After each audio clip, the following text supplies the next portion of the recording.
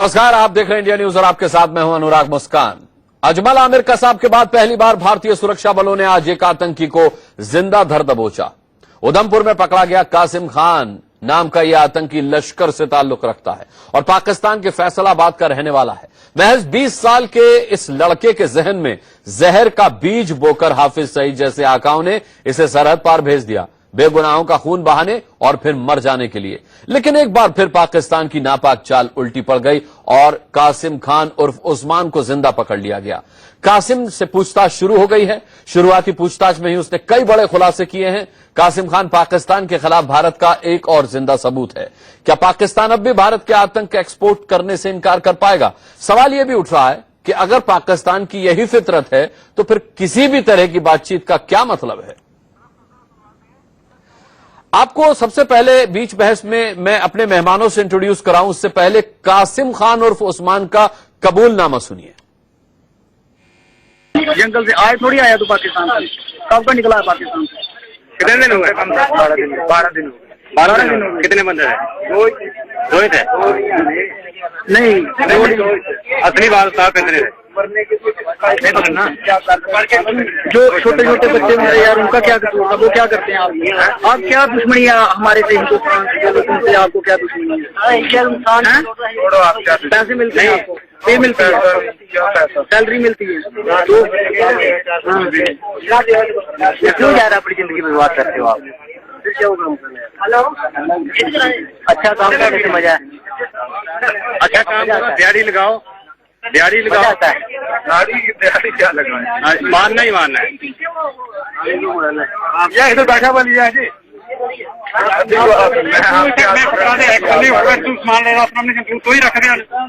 हमें क्यों मारना है यार? आप बंदा बैठा जो बूटे और दो ही बंदे थे आप? ट्रेन पे आए या बस पे आए? ना कौन सी ट्रेन बस आती? जंगल से आए? अगर ट्रेन बस आती होती तो इधर भी आ जाते। इधर कैसे पहुंचे आप? इधर जंगल। अभी आपने कितने बंदों ने घुसपैठ की है? वाटर कहाँ से पार किया आपने? इतना बड़ा डील कैसे है? वाटर कैसे पार किया है? मेरे को आदमी है वो सामने वो बैठे हुए बूटे के पत्ते नहीं। ऐसे खाना पीना कौन देता है आपको जब आपको इतनी देर लगता कौन है आपको? खाना पीना क्या है? घर में सुबह का खिला लेते हैं, ऐसे आपको पनाह देते हैं लोग। वो तो दिखी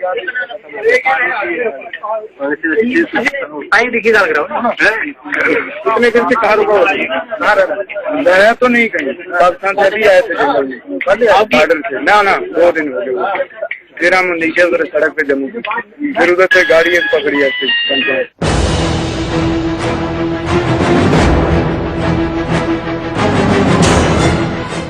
पहले कसाब, अब उस्मान उर्फ कासिम। हिंदुस्तान की सरजमी पर दहशत फैलाने की नापाक साजिश का दूसरा मोहरा जिंदा हाथ लगा। जम्मू कश्मीर के उधमपुर में आतंकी हमले में शामिल उस्मान को सुरक्षा बलों ने जिंदा धर दबोचा। सुबह 4:30 बजे हमारी जो कॉन्वॉय है वो जम्मू से श्रीनगर जाती है और लगभग 7:20 के करीब यहाँ समरूली में पहुंची थी और ऑल ऑफ ए सडन एक टेररिस्ट जो है वो सड़क पे आके उसने वेव किया गाड़ी को रोकने के लिए। ड्राइवर बड़ा चुस्त था, उसने एकदम गाड़ी रोक के पीछे ले जाने की कोशिश की क्योंकि एकदम चढ़ाई थी और मोड़ भी था। लेकिन टेररिस्ट जो 2 से 3 जो पहाड़ी वाली साइड में थे उन्होंने अंधाधुंध गोलियां बस के ऊपर फायर की हैं जिसमें हमारे 11 जवान इंजर्ड हुए हैं। जंगल से आए थोड़ी आया तू पाकिस्तान से, कब का निकला है पाकिस्तान से? कितने दिन हुए? 12 दिन। 12 दिन हो गए। कितने बंदे हैं? रोहित है? नहीं। अब ये समझिए कि कसाब नंबर 2 यानी उस्मान उर्फ कासिम जिंदा कैसे पकड़ में आया। नरसू में बीएसएफ के काफिले पर हमले के बाद उस्मान मौके से भागकर पास के गांव में घुस गया। यहां उसने 5 गांव वालों को बंधक बना लिया और उन्हें लेकर जंगल की ओर चला गया। लेकिन 3 बंधक भाग निकलने में कामयाब रहे। बाकी बचे 2 लोगों ने उस्मान पर हमला बोल दिया और करीब आधे घंटे तक चली हाथापाई के बाद दोनों ने कासिम को काबू में कर लिया। सर इसने बहुत तंग किया हमको, इसने बहुत कुछ बोला, बहुत टॉर्चर किया हमको। इसने बोला वो मार देंगे, धमकी दे रहा था। लेकिन हमने अपने घर वालों को अपने भी हिम्मत की। हमारे भी छोटे बच्चे छोड़ के आए यहाँ पे। हम ले गया ऊपर तक, कोई 4 किलोमीटर तक ऊपर ले गया। इसने बोला कि मेरे को रास्ता बताओ, मैंने फरार होना यहाँ से। फरार होना है। सुबह कितने बजे की बात है? फरार हो मैं तो ठीक है, कल आपको कुछ नहीं बोलूंगा मैं, कोई आप डरो मत। तो हम चल पड़े, 7:30 मेरे साथ है, चल पड़े हम। चलते चलते जब कोई रास्ते में बैठे थे, हम बैठते बैठते ऊपर चल के 4 किलोमीटर पर होता है, इसको खाना खिलाया, इसको भूख लग रही थी, इसको खाना खिलाया हमने। कोई कहाँ पे जा रहा था, उसके बाद रोटी थी होती थी, खाना खिलाया इसको। बाद में इसने एक साइड में हो गया, मगर इधर कोई डर नहीं है, हमने इसको पकड़ना था, किसी हालत में पकड़ना था इसको। इससे पहले उस्मान और उसके साथी ने बुधवार अल सुबह उधमपुर में बीएसएफ के काफिले पर हमला बोला था। नरसू इलाके में नेशनल हाईवे से गुजर रही बीएसएफ की बस पर आतंकियों ने AK-47 से ताबड़तोड़ गोलियां बरसानी शुरू कर दी। इंडिया न्यूज की टीम इस वक्त नरसू इलाके में पहुंची है और आप ये देख सकते हैं, यही वो बस है जो है जिसे आतंकी ने जो है वो निशाना बनाया है। आपको बता दूं कि इसी बस के अंदर जो है बीएसएफ के जवान थे, जो यहां से आगे जा रहे थे, श्रीनगर की ओर जा रहे थे। अब आपको दिखाते हैं, ये जो इलाका है, यहीं पे एक आतंकी जो है अचानक बस के आगे आया और आप देख सकते हैं इसने आकर इस बस पर जो है सीधे हमला बोल दिया। दूसरा आतंकी उस्मान मौके से भागकर पास के गांव में भागने की फिराक में था, लेकिन पकड़ा गया। बताया जा रहा है कि उस्मान गुरदासपुर मॉड्यूल का हिस्सा था और ये सभी आतंकी एक हफ्ते पहले बॉर्डर पार करके हिंदुस्तान की सीमा में दाखिल हुए थे। अब क्या दुश्मनी है हमारे से हिंदुस्तान से, आपको क्या दुश्मनी है? पैसे मिलते हैं आपको, पे मिलती है, सैलरी मिलती है तो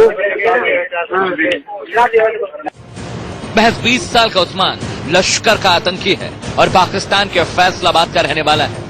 26/11 हमले का एकमात्र जिंदा पकड़ा गया आतंकी कसाब भी फैसलाबाद का ही रहने वाला था। मैं पहले भी कह चुका कि हम लोग जिनसे बातचीत करने जा रहे हैं उनका इस एस्पेक्ट पर कोई नियंत्रण है नहीं। टेररिज्म पर ये सिविलियन गवर्नमेंट का, पाकिस्तान के सिविलियन गवर्नमेंट का टेररिज्म पर कोई नियंत्रण नहीं है। आज आपने जम्मू में हमला होते हुए देखा, वो भी जम्मू के ऐसे इलाके में जहां पिछले कई सालों से हमने उस इलाके को पूरी तरह से मिलिटेंसी से जो है आजाद कर दिया था। ये एक और सबूत है इस हुकूमत की नाकाबिलियत। मुंबई के 26/11 हमले की पूरी साजिश भी पाकिस्तान में रची गई। आतंकियों को भी वहीं बैठकर आदेश दिए गए, लेकिन पाकिस्तान भारत के हर सबूत को नकारता रहा। सिर्फ एक दिन पहले पाकिस्तान के जांच अधिकारियों ने खुद उनके झूठ का पर्दाफाश किया था। मुंबई हमलों की जांच करने वाले मुख्य जांच अधिकारी तारिक खोसा ने अपनी रिपोर्ट में साफ कर दिया था कि साजिश बुनने से लेकर ऑपरेशन कंट्रोल रूम तक सब कुछ पाकिस्तान में ही था। और अब इस रिपोर्ट से सिर्फ एक दिन बाद धोखेबाज पाकिस्तान की नापाक साजिशों का एक और जिंदा सबूत भारत के हाथ लग गया। सवाल उठता है कि क्या पाकिस्तान कभी अपनी हरकतों से बाज आएगा? हालात देखकर तो इस पर यकीन करना मुश्किल है। ऐसे में यह सवाल भी बड़ा हो जाता है कि हिंदुस्तान कब तक धोखा खाएगा। जम्मू से अजय झांझियाल के साथ ब्यूरो रिपोर्ट, इंडिया न्यूज।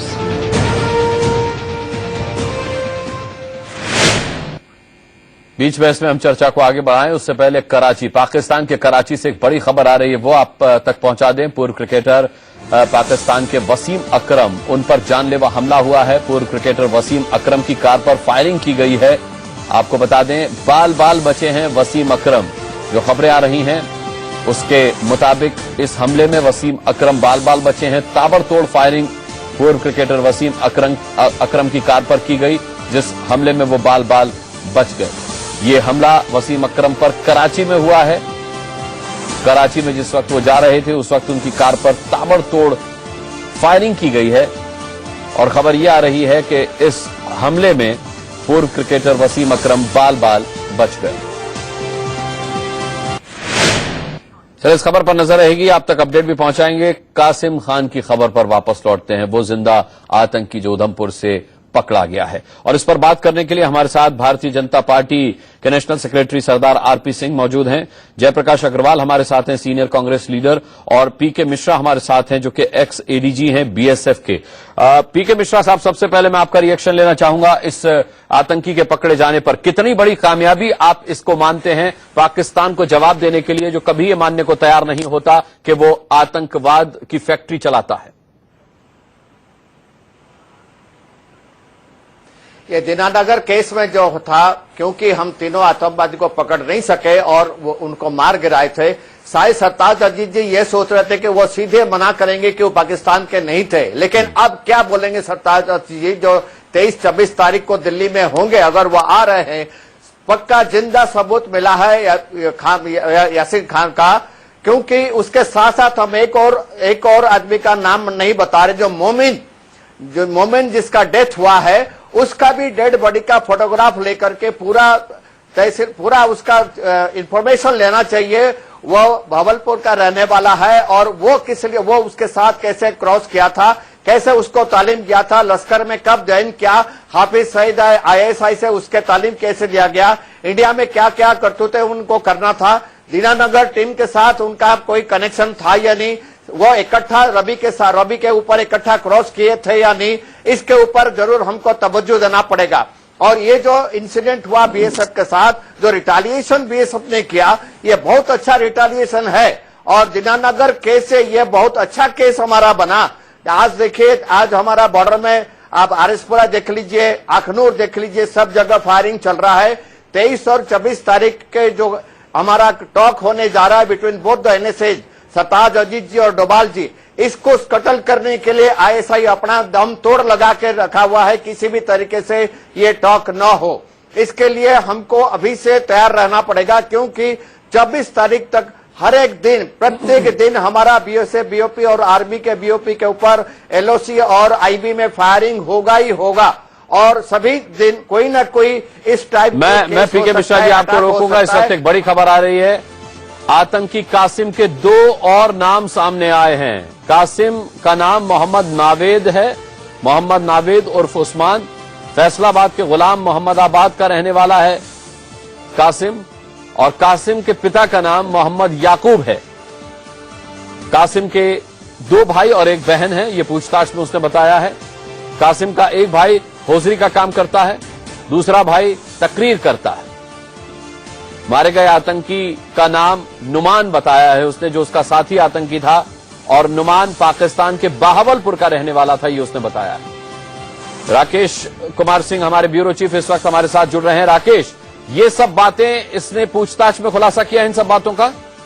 देखिए, जिस तरह से जम्मू कश्मीर पुलिस और IB के जो अधिकारी पूछताछ कर रहे हैं, IB के हवाले से IB के वरिष्ठ अधिकारी ने इस बात की तस्दीक की है कि जो दूसरा पकड़ा गया जो आतंकी है, जिस तरह से उसके कई नाम आ रहे थे, उस्मान आया, और अब जो असली नाम उसने बताया है पूछताछ में, वो मोहम्मद नावेद है और वो गुलाम मोहम्मदाबाद फैसलाबाद का रहने वाला है, और उसके पिता का नाम मोहम्मद याकूब है। 2 भाई और 1 बहन है। उसके सबसे चौंकाने वाली बात यह है कि एक भाई लेक्चर है JC यूनिवर्सिटी में।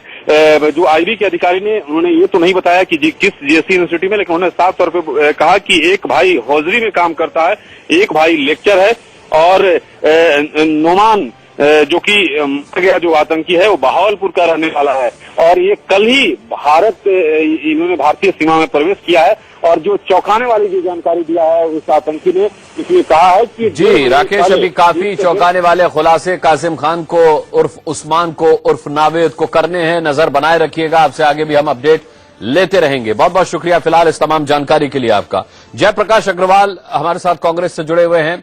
जेपी साहब, मैं आपसे पूछना चाहूंगा कि अजमल आमिर कसाब को लेकर के भी पाकिस्तान ने कभी नहीं माना कि वो पाकिस्तान से वाबस्ता रहा है और उसकी बॉडी तक उसने लेने से इनकार कर दिया था। अब आप क्या उम्मीद करते हैं कि कासिम खान के पकड़े जाने के बाद क्या पाकिस्तान पर दबाव बढ़ेगा?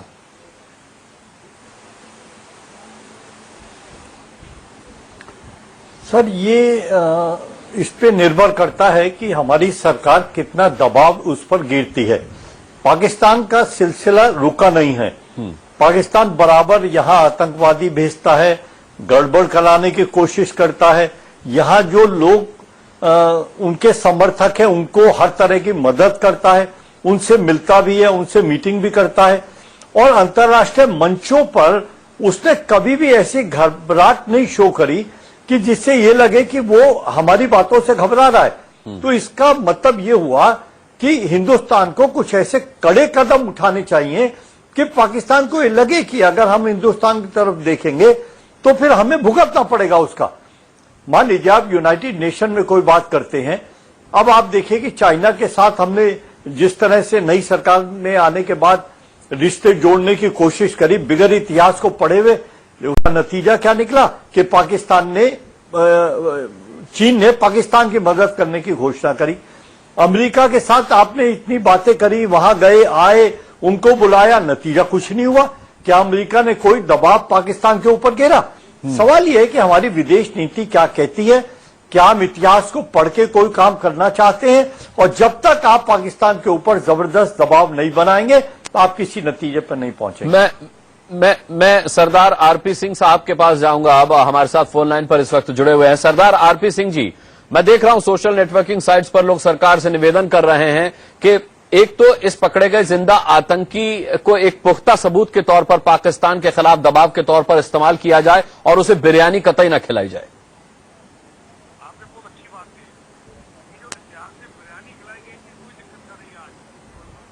आरपी सिंह साहब, आपको मेरा सवाल मिला?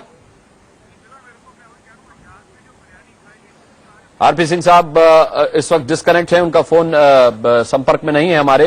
मैं पीके मिश्रा जी आपसे जानना चाहूंगा कि क्या सही तरीका होना चाहिए भारत सरकार का पाकिस्तान पर दबाव बनाने के लिए? बिल्कुल, ये बहुत पुख्ता सबूत हमें मिला है।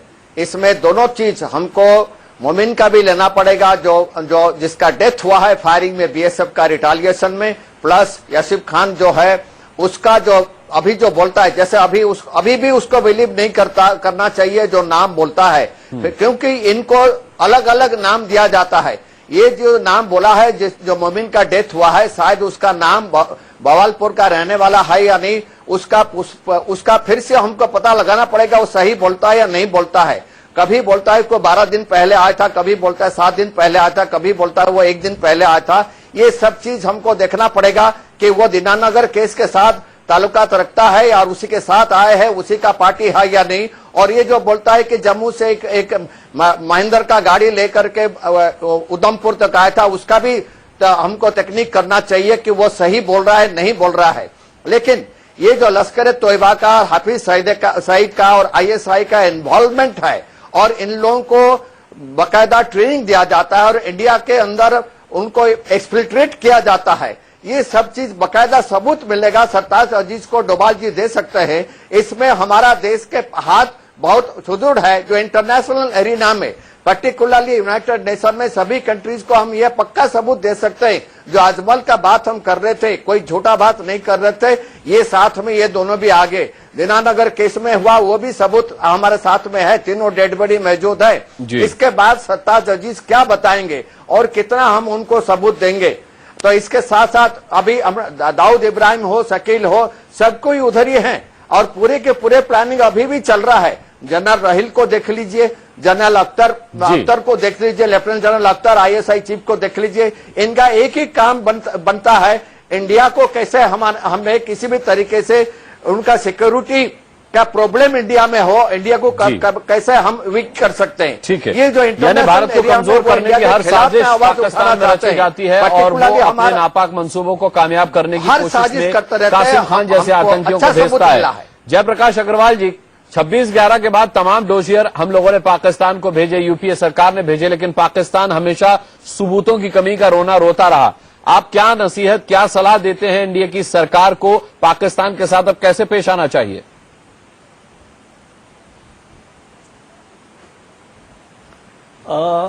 शायद एक ऐसा समय है जो सबको एक बात की खुशी भी है कि एक ऐसा आतंकवादी पकड़ा गया जो पूरी दुनिया में बहुत कम ऐसा होता है कि कोई आतंकवादी जिंदा पकड़ा जाए।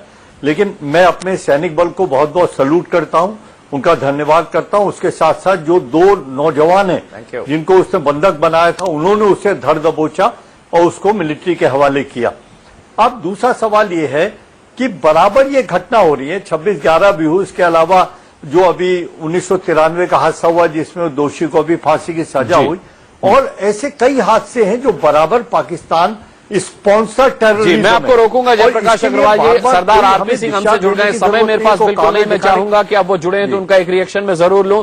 सरदार आरपी सिंह, हिंदुस्तान के लोग चाहते हैं, सोशल नेटवर्किंग साइट्स पर लिख रहे हैं कि ये एक जिंदा सबूत मिला है पाकिस्तान के खिलाफ, इसे पाकिस्तान पर दबाव बनाने के लिए सरकार क्या करेगी और कम से कम इसे बिरयानी न खिलाई जाए, वो ये भी चाहते हैं।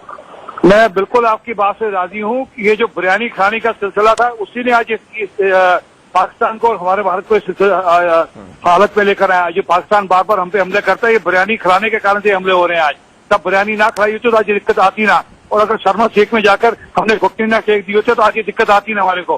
खैर विषय वो नहीं है। भारत की सरकार जो अभी की सरकार है, पूरी चिंता करेगी और इस बात में आप निश्चिंत रहिए।